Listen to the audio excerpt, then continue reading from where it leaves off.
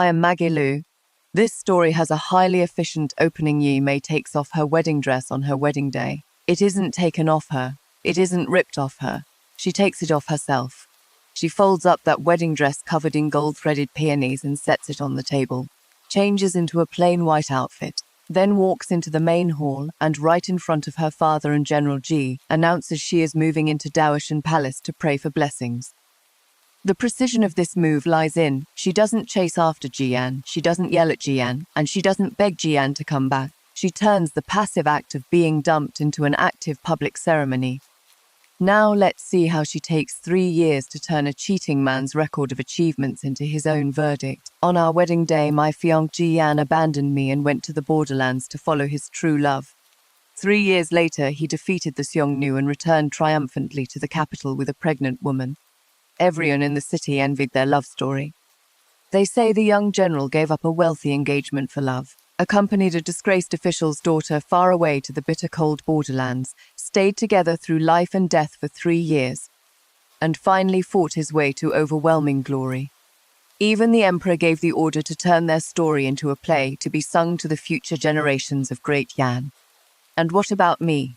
I, the bride he dumped, became the joke in the play that stood in the way of their true love.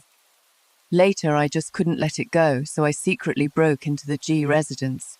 Jian brought me to that dry well in the backyard, didn't even bother to listen to a word of explanation, and just stabbed his sword right through my heart. When he threw me into the well, the freezing water at the bottom covered my face, and I heard him coldly say, "Yi Mei, if you hadn't gotten between me and Qian'er back then, I would have married her long ago.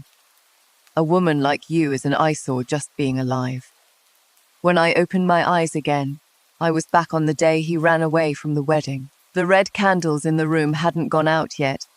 In front of the bronze mirror, I wore a wedding dress covered in gold thread peonies, the phoenix coronet on my head so heavy it was crushing me. The gongs and drums outside had stopped a long time ago, and the bridal sedan chair still hadn't shown up. The courtyard full of guests had gone from being lively at first to whispering among themselves. In my past life at this time, I was still sitting foolishly in the room, thinking Jian was just held up on the way, thinking the Ji family wouldn't embarrass the Yi mansion. I thought since my father and General Ji had been friends for years, even if Jian really didn't want to, he would at least leave me some dignity. But the reality is, he left. He rode a horse out of the capital overnight to chase after Song Qian, who was exiled to the borderlands. Song Qian is the legitimate daughter of the Minister of Rights' Song family, and also my former best friend. She had cried on my lap, saying the Song family offended the emperor, and the whole family, young and old, was to be exiled to the borderlands, afraid they'd never see the day they returned to the capital in this lifetime. She held my hand and said, "Yi Mei, if I don't come back from this trip, you have to live well for me." I cried even harder than she did back then. I even shoved all my bottom of the chest gold leaves, banknotes, and winter fur coats to her. But she turned right around and eloped to the borderlands with my fiancé. Too bad the me in my previous life found out too late. In this life, I won't let the Yi residence become the laughingstock of the entire capital city again. "Miss, this is bad." The maid Tang Wan shoved the door open and came in, having run so fast that her hairbun came loose. "Young General Ji has left the capital city." She stood by the door panting, but froze as soon as she looked up. I had already taken off my wedding dress and changed into a plain white dress, and removed the phoenix coronet from my head using only a white jade hairpin to pin up my hair. The red wedding dress was neatly folded on the table, like a marriage that had already died before it even began. Tang Wan widened her eyes. "Miss, why did you suddenly change your clothes?" I stood up from the bronze mirror. The woman in the mirror still looked young, but her eyes no longer held that stupidity of being blinded by love from her past life. "Jian ran away from the wedding. Who am I even wearing the wedding dress for?" Tang Wan opened her mouth, unable to speak for a moment. In her impression, I love Jian so much that the whole capital city knows about it. I once sewed wrist guards for him with my own hands, and also waited for him in the snow and wind for 2 shichen, just to bring him a bowl of hot soup. I even thought his little gesture of slightly raising his eyebrows when he spoke was handsome. How could I bear to voluntarily take off my wedding dress on the day of the wedding? But that was Yi Mei from the previous life. In this life, I only want to make Jian and Song Qian pay the price. I asked, General Ji is already here, right? Tang Wan was even more shocked. How did you know, miss? I didn't explain, just said, take me there. In the main hall of the Ye residence, General Ji was apologizing to my father. He was in full military uniform, his face full of shame. He even tried to kneel a few times, but father held him up. Brother Ji, there is no need for this. Father sighed. That kid Ji Yan is young and hot-blooded. Wanting to go to the borderlands to earn merits is also a good thing. Though the wedding is delayed, the bond between our two families is still here. When he comes back in 3 years, it won't be too late to make up for the wedding then. I stood outside the door, my heart turning cold as I listened. In my past life, father also trusted the Jai family like this. He believed General Ji was open and upright, believed Ji Yan was just obsessed with fame and glory, believed the young man was just being willful for a moment, and would eventually remember the engagement and come back. But father didn't live to see Ji Yan return to the capital. In the winter of the 2nd year, he caught a cold, refused to call for an imperial doctor, and let it drag on into a severe illness. Right before he died, he still grabbed my hand and said, the Jai family won't let you down. 3 years later, Ji Yan returned in triumph. He entered the city in armor with a pregnant Song Qian sitting beside him, and the people of the whole city cheered for them. Meanwhile, because of my father's passing, our Ye residence's prestige was nowhere near what it used to be. Ji Yan tore up the marriage contract right in front of the people of the entire capital city. General Ji just watched coldly from the sidelines. At that moment, no one remembered the kind of dignity the Ye residents had given the Jai family today. I lifted the curtain and walked in. Father and mother turned around together, and the shame on General Ji's face instantly froze. Mayor, why did you come out? Mother quickly came over, grabbed my hand, and lowered her voice. You are a bride-to-be today. How can you just leave your room on your own? I gently pulled my hand away. Mom, the wedding procession has all left. What am I still waiting around to marry for? The hall fell silent. General Ji immediately said, Dear niece, Ji Yan was being reckless in this matter. He heard that the war in the borderlands was getting tight and wanted to make a name for himself first. He definitely didn't mean to slight you. I looked at him. Uncle Ji, did Ji Yan leave to make a name for himself? Or did he leave to follow Song Qian? General Ji's expression changed. Quickly he denied it in a deep voice. Absolutely not. My son has never had any contact with Minister Song's daughter. How could he leave the capital for her? I gave a little smile. Of course he would deny it. If they admitted that Ji Yan ran away from the wedding for another woman on the big day, the Ji family would be breaking their word, and the Yi residents would have a reason to call off the marriage on the spot, or even submit a petition for impeachment. But if they said Ji Yan went to the borderlands for the sake of the country, then if the Yi residents continued to pursue the matter, they would seem to ignore the bigger picture and disregard family and country. This set of excuses fooled my father and me for 3 whole years in my previous life. Father frowned and said, Mayor, you mustn't speak nonsense before the matter is fully investigated. Mother also softly advised me, that kid Ji Yan grew up right before our eyes. He doesn't seem like such a heartless person. I looked at them. I knew that even if I told the whole truth now, they might not completely believe it. Because at this moment, the Jai family hadn't dropped all pretenses yet. Because father still cared about old ties. Because the entire capital city didn't know that Ji Yan had eloped with Song Qian. So I wasn't in a rush to fight. I was going to let Ji Yan completely lose the Jai family's face bit by bit in front of the whole world all by himself. I turned around and slowly bowed to my father, mother, and General Ji. Since Ji Yan says it is to build his career and make a name for himself, then I am willing to grant his wish. A hint of relief appeared in General Ji's eyes, thinking I had given in, but my next words made his expression change drastically. From today on, I, Yi Mei, will move into Daoshan Palace to pray for Great Yan, and also to pray for Ji Yan. If Ji Yan doesn't return for 3 years, I won't leave Daoshan Palace for 3 years. If Ji Yan never comes back, I'll never marry. Father suddenly stood up. Mayor, don't talk nonsense. Mother also turned pale. Are you trying to drive yourself to death? I lowered my head, my voice soft but firm. I am not talking nonsense. Today Jian left the capital for the country. If the Yi family makes a scene, it'll just look petty. Since that is the case, I'll pray for him. I'll pray for his safety, pray for victory at the borderlands, and pray for peace and prosperity in Great Yan. Great General Ji opened his mouth, but couldn't even get half a word out, because if he stopped me, it'd make the Ji family look guilty. If he agreed, Ji Yan running away from the wedding would be tied to my devoted prayers. In the future, when Ji Yan returns to the capital, the more glory he gets, the more people will think of the woman in Daoshan Palace kowtowing and praying for him.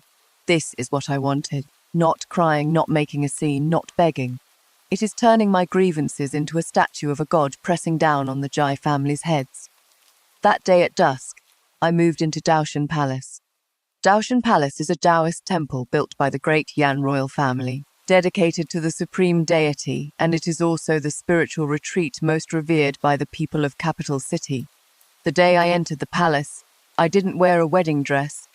I just wore a plain white long dress, took off all my pearl hairpins, and stuck a wooden hairpin in my hair. Outside Daoshan Palace was packed with people. They all came to watch a joke. Did the young miss of the Ye family really come? Her fiancé ran away from the wedding, and she is still praying for him. That is just too foolish. What devoted woman? It is probably just the Ye family refusing to give up, deliberately putting on a show for the Jai family to see. The whispers of gossip were like tiny needles pricking into my body. In my past life, I was terrified of these voices, but in this life, I walked very steadily.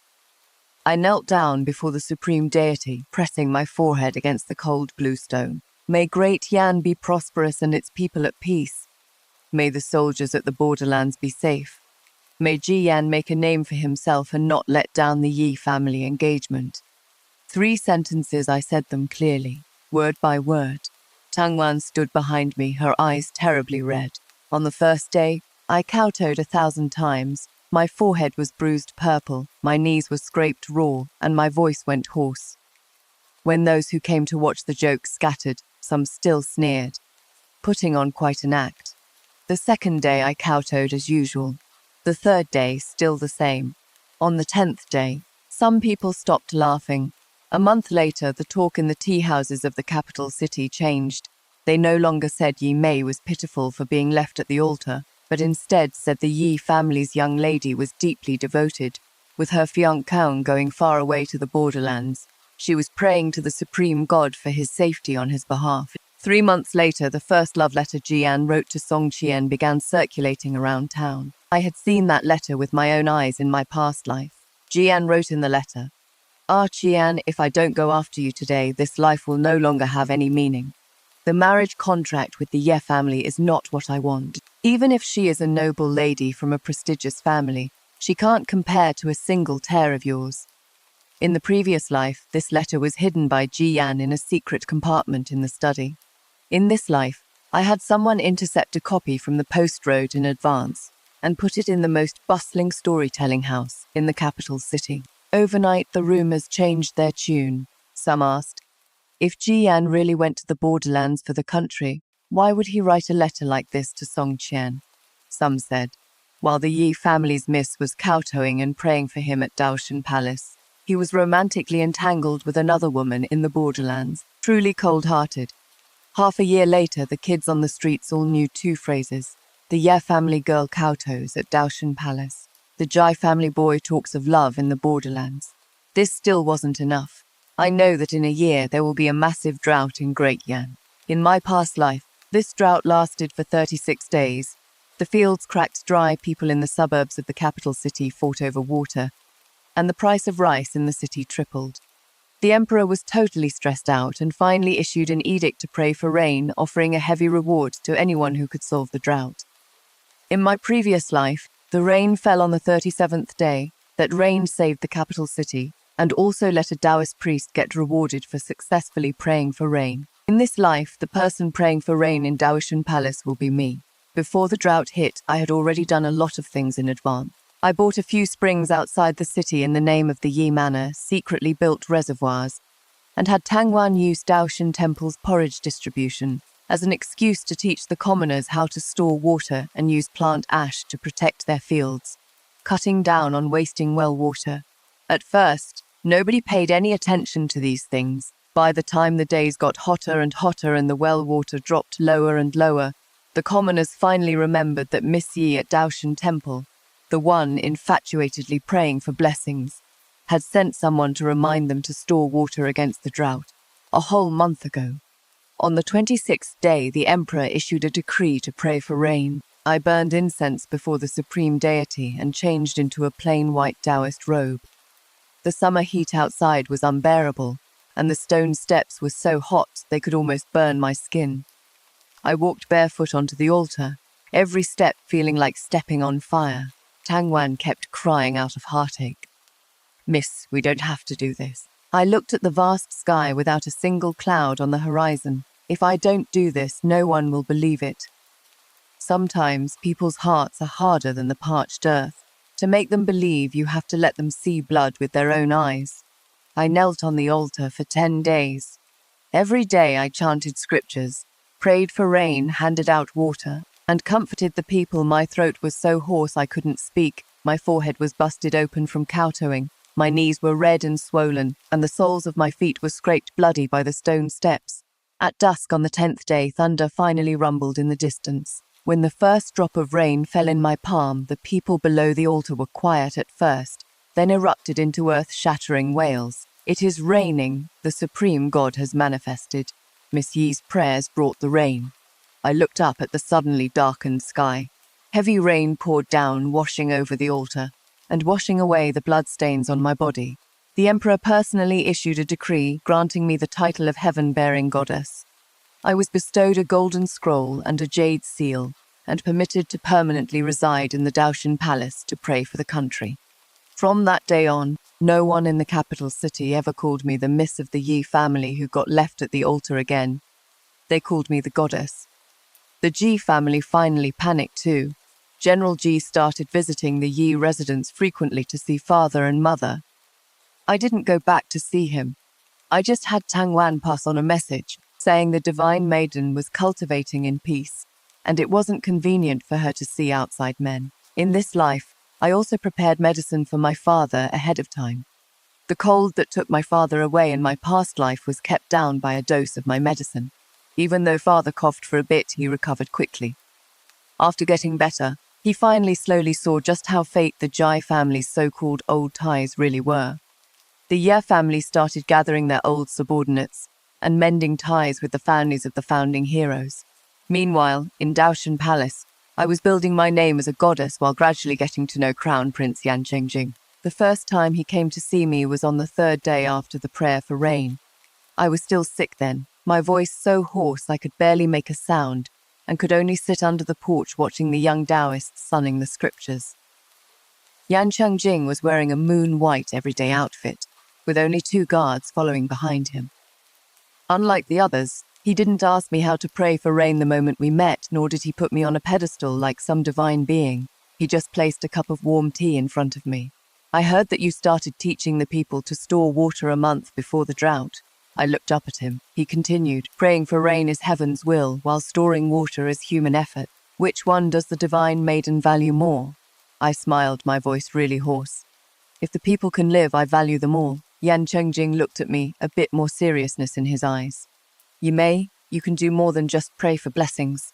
You know how to manage the people's hearts." After that, he often came to Daoshan Palace. We never talked about romance, only about the drought, the borderlands, the military rations, the problems in the great Yan army, the royal clan, the founding heroes gradually being sidelined by new nobles, and how the Jai family held too much military power and would sooner or later become a threat. Yan Chengjing is the heir apparent, but he isn't without his crises. The emperor dotes on the 3rd prince, and quite a few people in court are secretly betting on other princes. The crown prince needs public support. He needs achievements. And he also needs a crown princess who can secure the founding meritorious families. And I need the Eastern Palace. We both know what the other wants. It is just that his feelings for me gradually became more than just that. One time, I was checking the reservoir at the back mountain of Daoshan Palace, stepped on a loose rock and almost fell, and it was Yan Chengjing who caught me. He grabbed my wrist and whispered, "Yi Mei, when Jiyan comes back, will you still wait for him?" I looked at him. "What does your highness think?" He was silent for a moment. "I hope you won't." I pulled my hand back and smiled a little. "Then your highness will just have to wait and see." The 3-year period soon arrived. Jiyan defeated 100,000 Xiongnu at the borderlands, captured the Xiongnu leader alive, and is about to return triumphantly to the capital. When this news arrived, the capital city didn't buzz with excitement like it did in the previous life. In the restaurants and tea houses, whenever the commoners mentioned Jiyan, they would always throw in a few mocking remarks. Is that the young General Ji who ran away from his wedding to chase after Song Qian? I heard he made a huge contribution. So what if he made a huge contribution?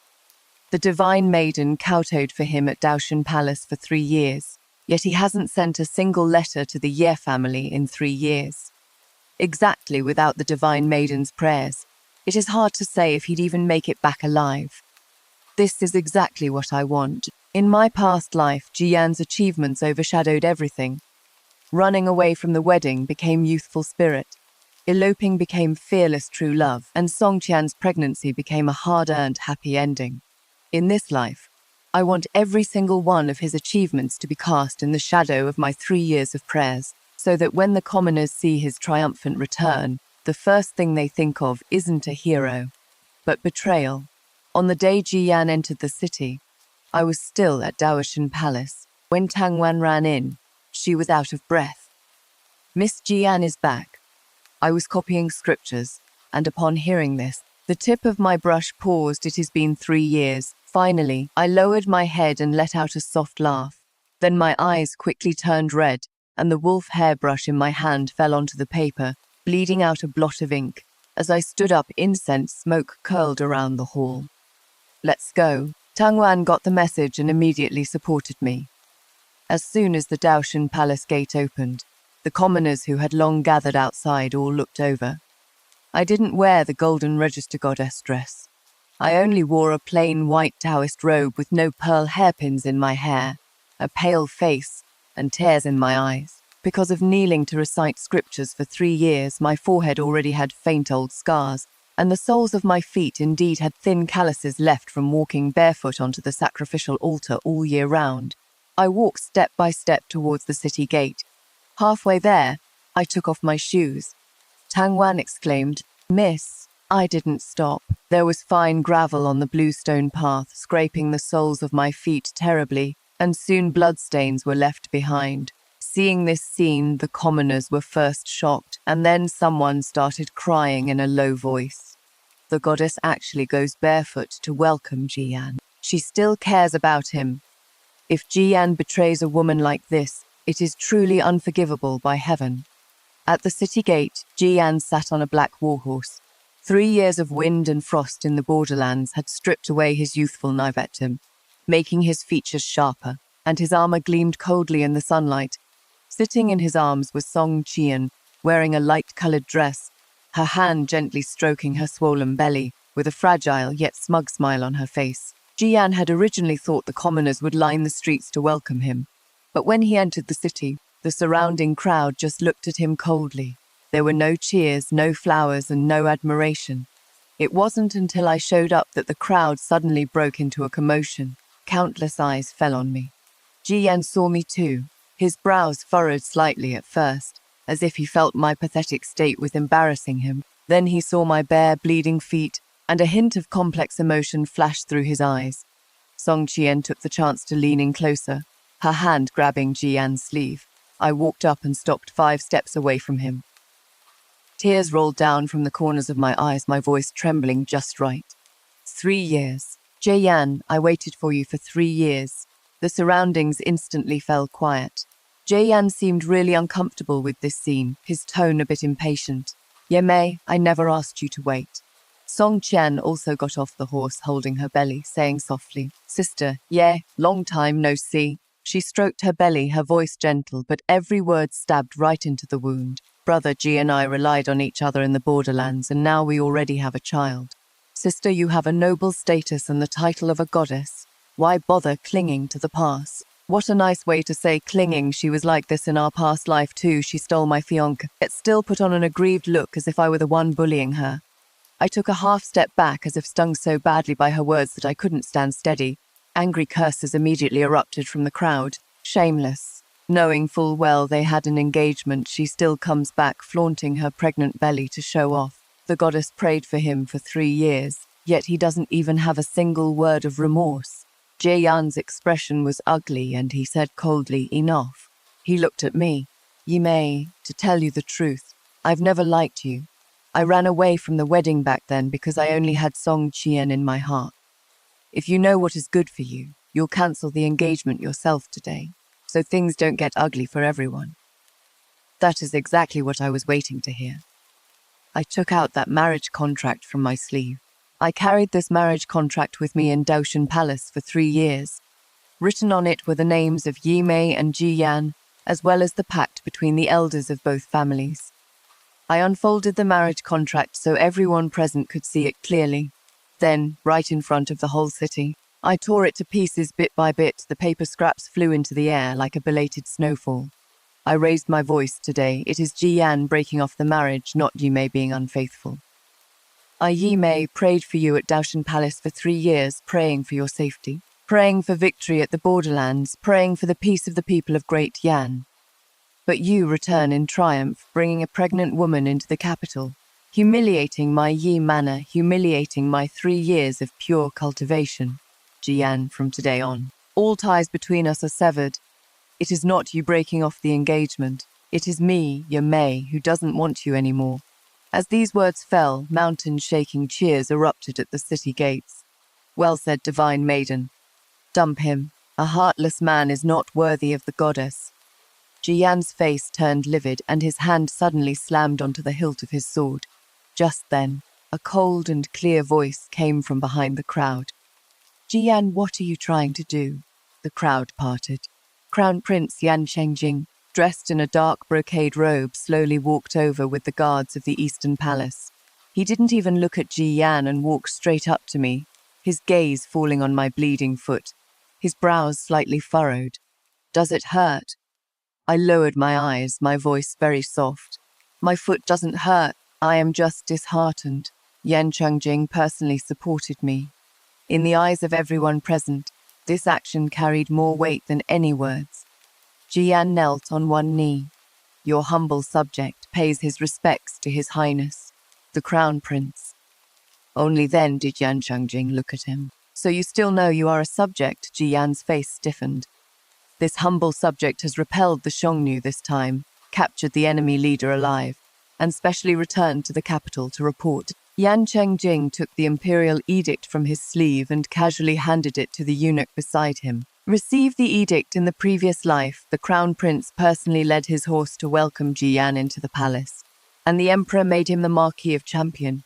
In this life there were no flowers or cheers at the city gate.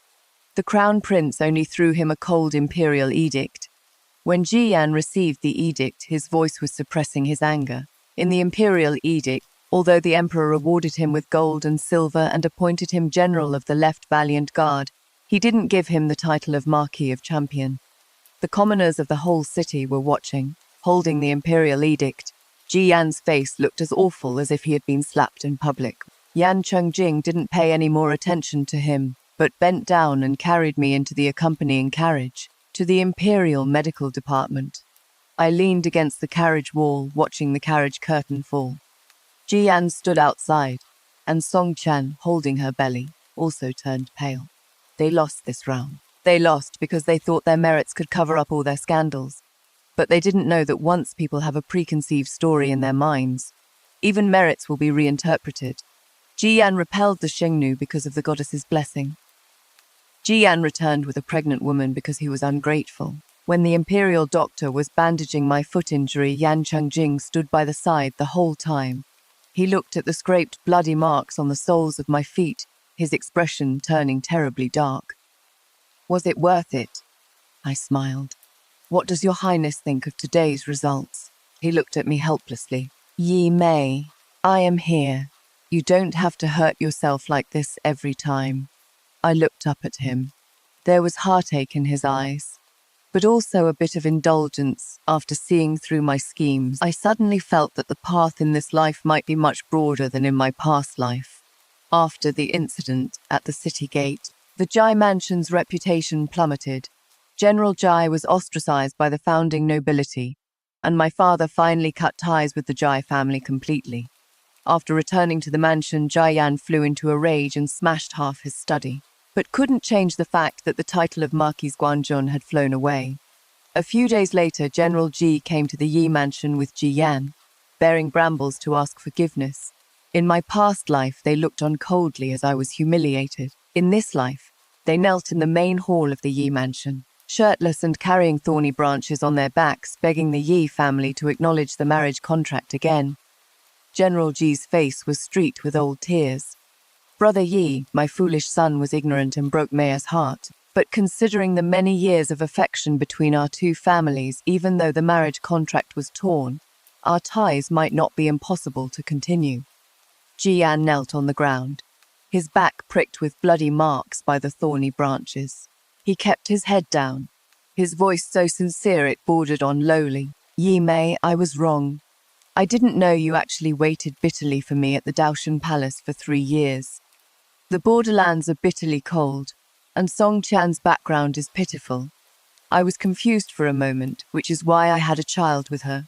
As long as you are willing to marry me, I will immediately settle Song Qian in a separate courtyard and absolutely won't let her be an eyesore to you. I stood behind the curtain, listening to these words, and only felt disgusted. In my past life, when he brought Song Qian back to Capital City, did he ever think he just had a moment of folly? He just thought I didn't know what was good for me. Now he just sees that I have the title of a divine maiden, sees the crown prince protecting me, and sees the Ye family's prestige is even greater than 3 years ago, so he wants to drag me back to the Ji family to gild his official career. Father had someone call me out. I slowly walked into the hall.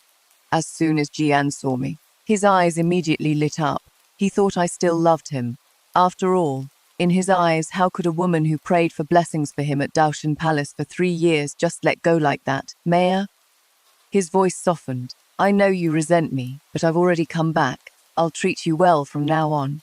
I smiled. Sure. Everyone in the hall was stunned. Joy appeared on Jian's face. General Ji, the sigh of relief, a sigh of relief. I continued. It is not impossible to renew the engagement, Jian said eagerly. Tell me. I slowly walked up to him. First, Jian must kneel in front of Daoshan Palace for 3 full days and admit to the Supreme God and the people of Capital City that running away from the wedding back then was for Song Qian, not heading to the borderlands for the country. Jian's face stiffened. Song Qian is not allowed to enter the Ji family register. The child in her womb also cannot be registered under the Ji family name. General Ji's expression changed.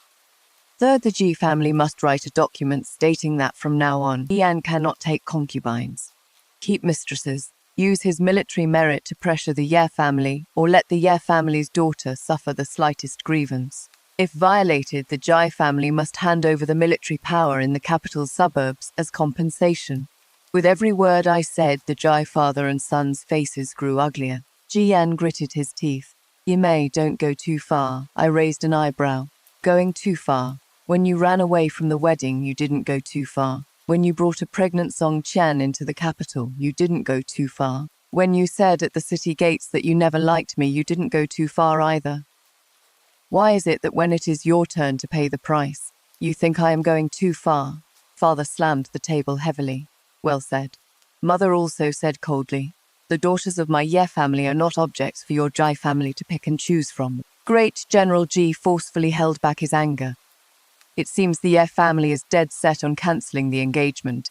I looked at them. Number it is that the Jai family isn't worthy.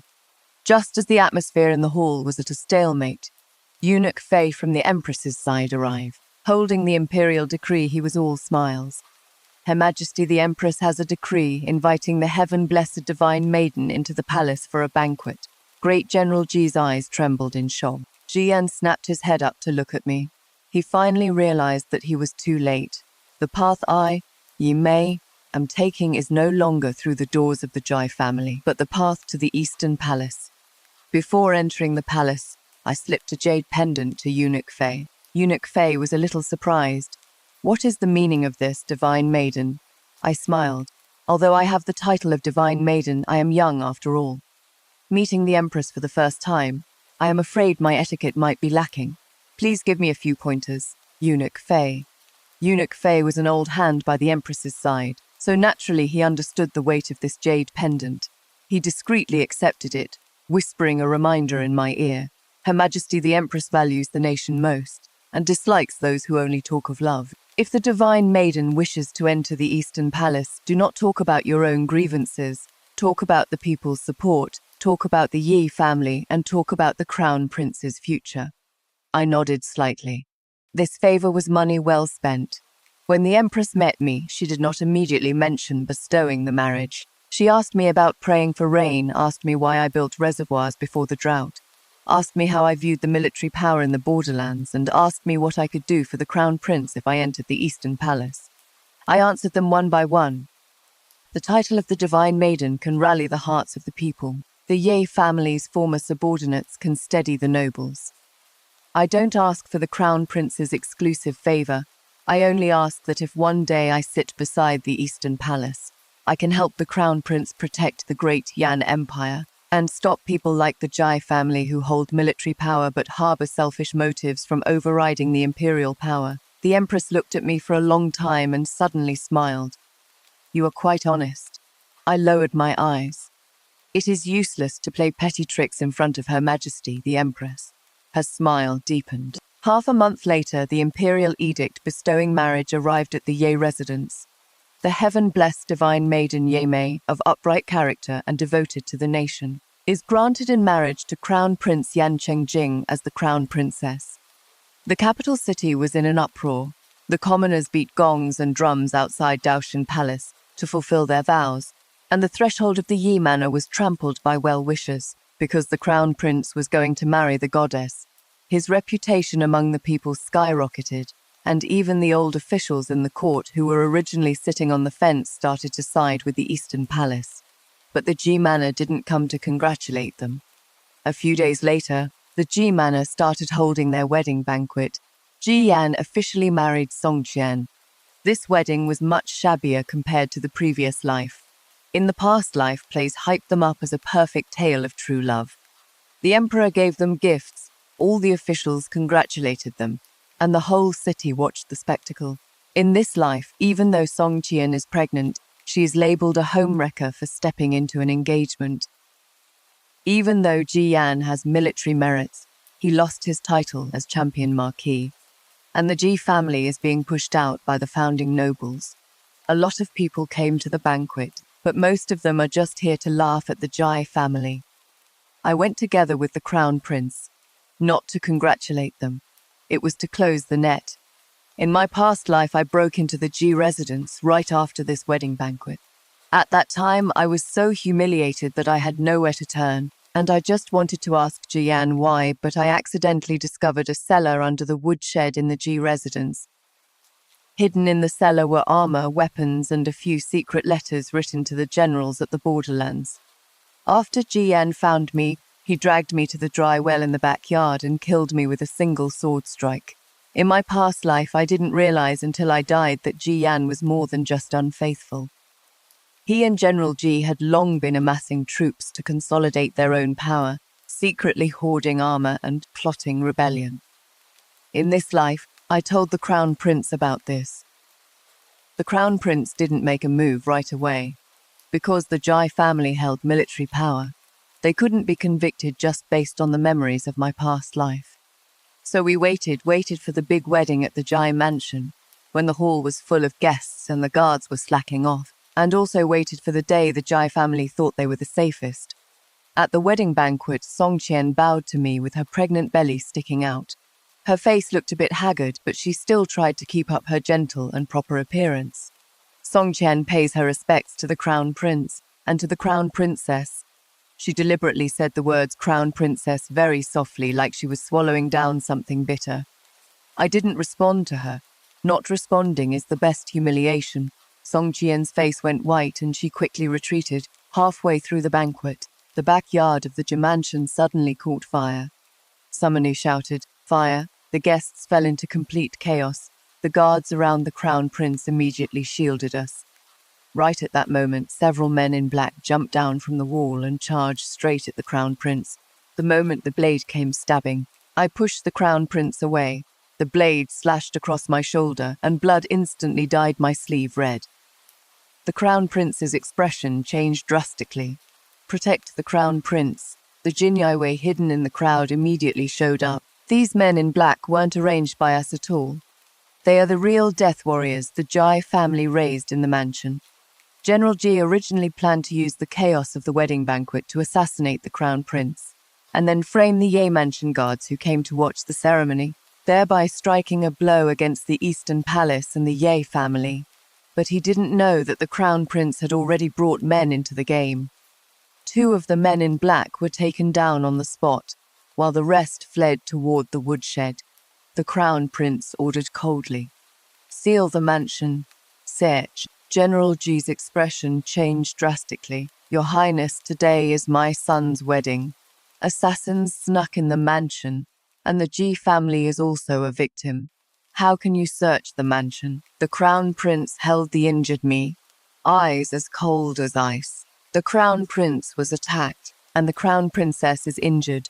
Whoever dares to interfere will be punished as an accomplice. The Jinyaiwei rushed into the woodshed and quickly found the entrance to the cellar. When boxes of armor were carried out, all the guests in the hall turned pale. 500 sets of armor, with scimitars. There are also the secret letters exchanged between Great General Ji and his old subordinates at the borderlands. The evidence is solid. The Ji family committed treason. When Song Qian heard the news, she collapsed to the ground on the spot. Because of this, the baby in her belly couldn't be saved either. But I didn't go see her. When she stepped on my corpse to become the Marchioness of Guanjin in our past life, she never had a shred of pity. Now it is just karma catching up to her. The entire Ji household was thrown into prison. Since the Song family was tied to the Ji family by marriage and had former subordinates passing messages for the Jai family, they were also implicated and thrown in jail. The emperor was furious and originally wanted to decree their execution on the spot. The crown prince talked him out of it. He said that with the crown prince's wedding coming up, it wasn't fitting for bloodshed to clash with the joyous occasion. They would be executed according to the law after the wedding. I knew he did this to buy me time. To buy me time so I could see Jiyan with my own eyes. On the day of the wedding, the red dowry stretched for 10 miles. I wore the crown princess wedding dress and married out of the Ye residence. This time, I didn't wait for the wrong person. Yan Chengjing came to escort me himself. He rode on a white horse, and behind him, the Eastern Palace honor guard stretched across the entire long street. The commoners knelt on both sides, shouting in unison, "Long live the crown prince! Long live the divine maiden!"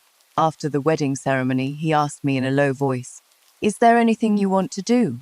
I looked at him. "I want to go to the prison." He fell silent for a moment, then held my hand. "I'll go with you." I shook my head. His Highness is waiting for me in the Eastern Palace. This is my own old score to settle. Yan Chengjing didn't stop me in the end, only sending Eunuch Fei and the Eastern Palace guards to go with me. The prison was dark and damp. I wore the crown princess's ceremonial dress, the pearl tassels on my phoenix crown swaying gently with my steps. As I walked by, the prisoners shrank back into the corners, not daring to look up. Song Qian was locked in the outermost cell. She wore prison clothes, her hair bun disheveled and her face as pale as paper. Hearing footsteps, she looked up and saw me. She was startled at first, then suddenly lunged at the cell door. "You may, eunuch," Fei scolded coldly, "insolent. Call her the crown princess." Song Qian trembled all over and immediately knelt down. "Crown princess, I beg you, please save me. The Jai family's treason has nothing to do with me. I only married Jiyan. I don't know anything." I looked at her. "Back then, when you eloped with him to the borderlands despite knowing full well that Jiyan and I were engaged, did you also say you didn't know anything?" Tears rolled down Song Qian's face. "I just love him. So when you loved him, You could just walk all over me. Now that he is in trouble, you say it has nothing to do with you." She gripped the cell door, her knuckles turning white. "I was wrong, May. I was really wrong. I shouldn't have stolen your marriage. Shouldn't have gone to the borderlands with him.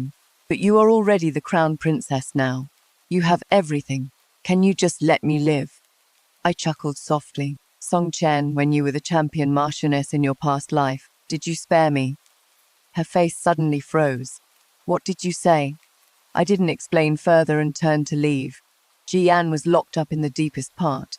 He was a military general, locked up with 3 iron chains. His collarbones pierced, and he was so thin he was basically skin and bones. Hearing the cell door open, he slowly looked up. When he saw me in my crown princess gown, a daze flashed in his eyes. "You may." I walked up to him. "Jian, long time no see." He stared at me, his voice hoarse. "Why?" I squatted down and looked at him. "What do you mean? Why? Why does it feel like every step has been planned out by someone since I got back from the borderlands?" He was breathing heavily, a delayed fear showing in his eyes. "The city gates, the broken engagement, the crown prince, the arranged marriage, the search of the G mansion, every single thing, it is like you knew about it all along." I smiled. "You finally got smart for once." He stared hard at me. "Did you set me up?" "Number," I shook my head. "You did this to yourself. If you hadn't run out on your wedding, hadn't eloped, and hadn't gotten Song Chen pregnant in the borderlands, no one would be able to curse you at the city gates.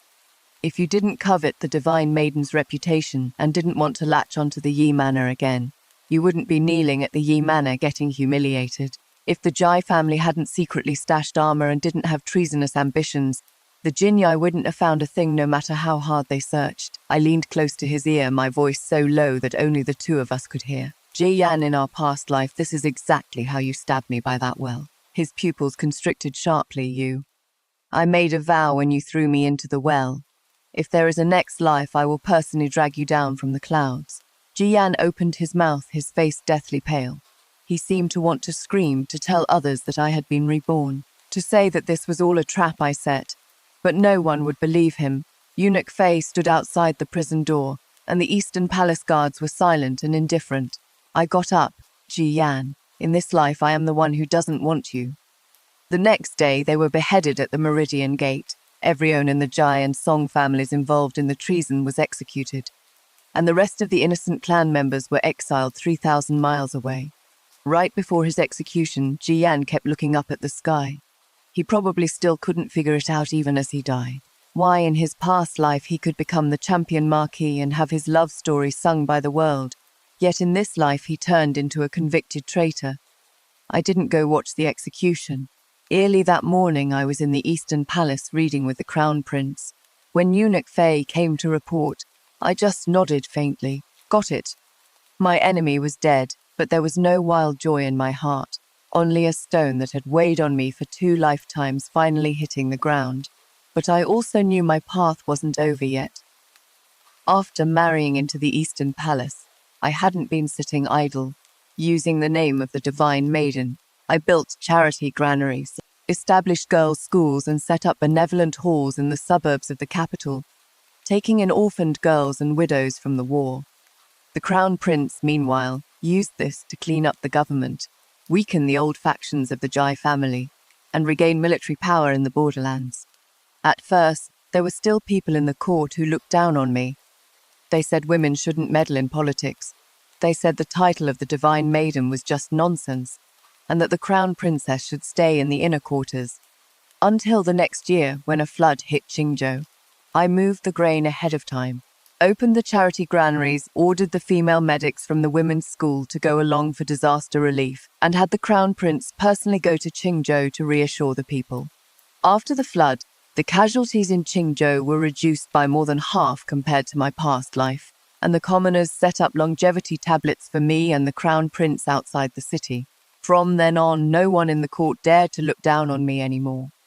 It was 5 years later when Yan Chengjing took the throne. The late emperor died of illness. He rightfully took the throne, and I became the empress. For the first few years, he was still a good emperor, diligent in state affairs, frugal, willing to listen to advice, and also willing to discuss court matters with me. We sat side by side in the imperial study, reviewing memorials late into the night. Sometimes he would smile and say, "If it weren't for you, I, the emperor, would probably drop dead from exhaustion at my desk looking at him back then." My heart wasn't without a soft spot. He was different from Ji Yan, at least he was back then. But people change, especially someone who sits in the highest position in the world. In the 6th year, he started growing weary of state affairs. At first, it was just occasional hunting trips, but later it turned into southern tours, summer retreats, and searching for immortal mountains. He left the capital time after time, tossing the memorials to me, saying the Empress is capable and should take on more. I took them because if I didn't, the world would fall into chaos. In the 8th year, he brought back 3 women from Jiangnan. They were young and vibrant, could sing little tunes and perform the water sleeve dance, and their eyes were full of adoration when they looked at him. I didn't make a fuss, and I didn't cry either. Someone who has died once in a past life won't tie her heart to a man's favor anymore. I just asked him, "Does your Majesty still attend court?" He frowned. "Empress, I just added a few beauties. Why do you have to be so cold?" I looked at him. "What I am asking about is court affairs." He waved his hand impatiently. "Don't I have you for court affairs?" "That is right. Court affairs are handled by me." The royal guards have the Ye family's former subordinates. In the 6 ministries, half of the officials were promoted by me. The charity granaries, girls' schools, charity halls, and the borderlands grain routes are all in my hands. The commoners know of the Holy Empress Yimei, but hear less and less about the Emperor Yan Chengjing. He still thought I was just sharing his burdens. Until the 10th year, when he returned from his travels and wanted to attend court again. But sitting in the Golden Hall when asked about the water conservancy in Qingzhou, he couldn't answer. When asked about the Northern Frontier's military pay, he couldn't answer. When asked about the newly appointed officials, he couldn't recognize anyone. The ministers knelt in the hall, looking at each other in dismay, and finally all looked toward me behind the pearl curtain. Yan Chengjing's expression changed. After court was dismissed, he angrily stormed into the imperial study. That was his former imperial study. Now on the desk lay my memorials, my vermilion pen and my seal. "Empress," he stood in the hall, his voice suppressing anger. "You've worked hard handling court affairs for me these past few years. Starting tomorrow, you can rest." I sat behind the imperial desk and didn't stand up. "Your Majesty wants to rule in person. I am the emperor in the first place." I looked at him. 10 years have passed, and his eyes no longer hold the look of the crown prince who asked me about the will of the people at Daoshan Palace back then. His bones have been softened by a life of pleasure. He has been puffed up with arrogance by the women of the harem, and he has been spoiled by me propping up the empire for him for far too long. I said lightly, "Does your Majesty know how much tax silver came from Jiangnan this year? Who the commanding generals of the 3 camps in the northern frontier are? Where the Qingzhou river dikes need repairs? And which version the prescription for the miasma plague in the southwest has been revised to?" Yan Chengjing's face looked ugly. "Naturally, there are ministers to share my burdens for these matters. For ministers to share the burden, they still need to know what their ruler is asking," he said angrily. "Yimei, are you trying to hollow out my power?" I looked at him and suddenly felt tired. "Your Majesty, whether this empire is hollowed out or not doesn't depend on me. It depends on whether you've actually sat firmly on it all these years."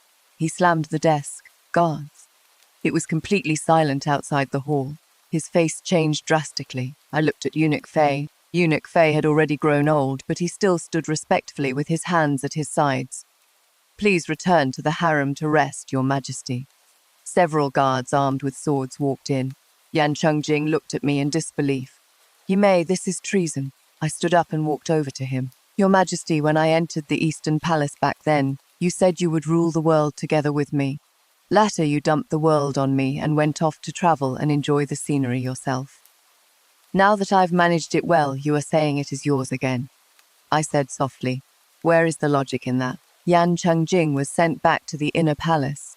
I didn't kill him, nor did I depose him immediately, because Great Yan could not fall into chaos. A year later, Yan Chengjing fell seriously ill. Before he died, he saw me one last time. At that time, he was terribly thin, his former grace completely gone. He lay on the bed, staring at the bed canopy, and after a long time asked in a low voice, "Yimei, have you ever loved me?" I fell silent for a moment. I loved Crown Prince Yan Chengjing. Then what about the Emperor? I didn't answer. He let out a laugh, and a tear slid down from the corner of his eye. The biggest mistake of my life was probably thinking that you would love me the way you loved Jian. I looked at him. I have never loved anyone the way I did in my past life, because that kind of love gets people killed. Yan Chengjing closed his eyes. 3 days later, he died. I crowned my eldest son emperor and ruled as regent as the Empress Dowager. That year, I was 32. It wasn't that no one in the court objected. Some said the inner palace shouldn't meddle in politics. Some said a woman holding power violated ancestral rules. And some secretly contacted the old royal family, trying to prop up other vassal kings. But I was no longer the Yimei from back then, who could only hide in the Daoshin Palace to build influence after her groom ran away.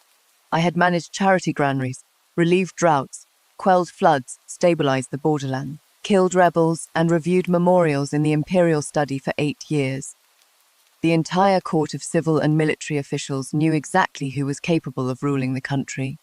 3 years later, the young emperor was sick and weak, so I deposed him and crowned my second son. Another 5 years later, the second son was too playful and unfit for the grand task, so I deposed him too.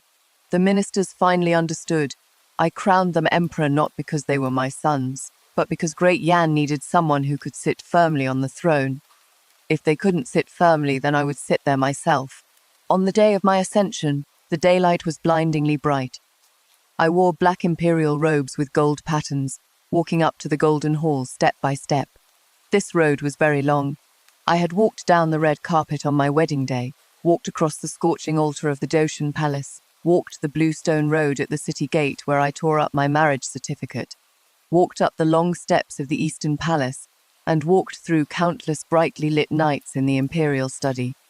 Now I walked right up to the dragon throne. The entire court of civil and military officials knelt down.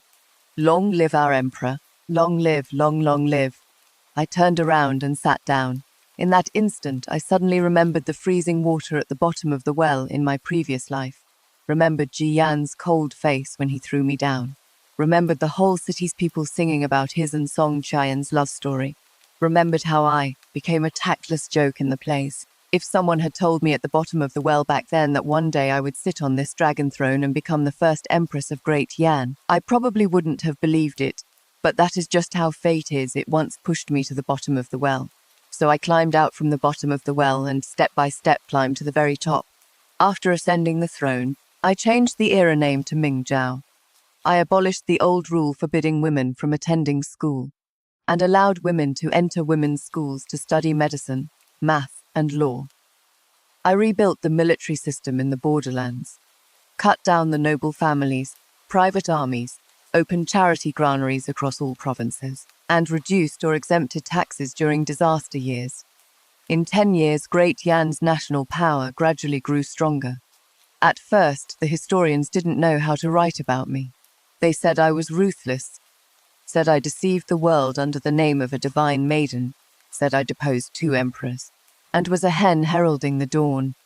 Later, the people of Qingzhou sent a petition from the masses. The soldiers of the northern frontier sent banners of peace, and the first batch of female officials from the women's school entered the court to take office. The historians finally changed their writing. Yi Mei, Empress of Great Yan, abandoned in her youth, entered the Taoist heavenly palace, prayed for rain and won the hearts of the people. Later, she assisted the Eastern Palace, put down the Ji clan's rebellion, served as regent for 10 years, and ascended the throne as emperor. During her 10-year reign, the national treasury was full. The borderlands were stable, women received education, and the people lived in peace. She lived to the age of 76. Before I died, I didn't pass the throne to my son. I passed the throne to my granddaughter. That child is smart and resilient. With eyes like mine when I was young, she knelt before the bed, holding my hand and crying. "Imperial grandmother, I am afraid I won't do a good job." I looked at her and smiled. "What are you afraid of? Men aren't born knowing how to sit on the throne, and women aren't born unable to sit on it. If you don't do it well, then learn. If you get bullied, then hit back. If one day you meet someone who makes you suffer all kinds of grievances, yet still expects you to wait for him to turn back. I paused. Outside the window, the wind blew past the palace walls, and a bell tolled in the distance. I said softly, "Then just don't want him," my granddaughter nodded, crying. I closed my eyes. In this life, I went from a bride left at the altar to the divine maiden of Daoshan Palace, from the crown princess to the empress, from the holy empress to the female emperor. I've loved, I've hated, I've schemed, and I've saved the world. I no longer believe the promises out of men's mouths, but I believe in power. I believe in the hearts of the people, and I believe in the sword and pen I hold in my own hands. In my past life, Jiyan said, I was an eyesore. In this life, I've made his name only fit to be written in the footnotes of my imperial annals. And my name is carved on the first page of the history books of Great Yan, Empress Yemei, setting the precedent of women ruling the country in Great Yan. The structural term most worth pulling out from this piece is upfront cost. Even until his death, Jiyan never figured out one question, why he could become the champion marquis in his previous life, but couldn't even keep his seat as general of the left valiant guard in this one. The answer isn't in his military merits at the borderlands, but in the information gap in the capital city. In his previous life, when he returned to the capital city, the commoners in the capital city didn't know he ran away from his wedding for Songqian, didn't know he wrote a love letter saying the Ye family marriage is not what I desire, and didn't know Ye Mei waited 3 years for him at Daoshan Palace. So his military merits were pure military merits, the number of Xiongnu heads, the number of victorious battles at the borderlands, first-hand data, unquestioned by anyone. What he Mei did in this life was, before his military merits were reported to the capital city, she first reported her own 3 years of praying to the capital city. Thus, Jiyan's military merits were no longer pure numbers, but a math problem of addition and subtraction. Killed 100,000 Xiongnu, but a woman in Daoshan Palace kowtowed for you. For 3 years captured the enemy leader alive. But you had a child with Song Qian at the borderlands. Returned in triumph to the capital city, but you ran away from your wedding back then to chase after a woman, not for the country. In his previous life, Jiyan's military merits were multiplication. In this life, they became division. It is not that his fighting power dropped, but his upfront cost was jacked up. Yimei spent 3 years making sure the commoners of the capital city heard the word unfaithful before they even heard the name Jiyan. Military merits can offset mistakes, but they can't offset a moral debt on the level of owing a goddess 3 years of kowtows. In the end, when Yimei ascended the throne, the historians wrote of her, abandoned in her youth, entered the heavenly palace to practice the Tao, prayed for rain and won the people's hearts. Right before he died, Jiyan was still wondering why he had been outsmarted to death by a woman. He didn't know that he wasn't outsmarted to death by her, but was killed by his own information blind spot. He had always thought the battlefield was in the borderlands, and only realized when he returned to the capital city that the real battlefield had already ended the very night he left. The winner had never even left the capital city.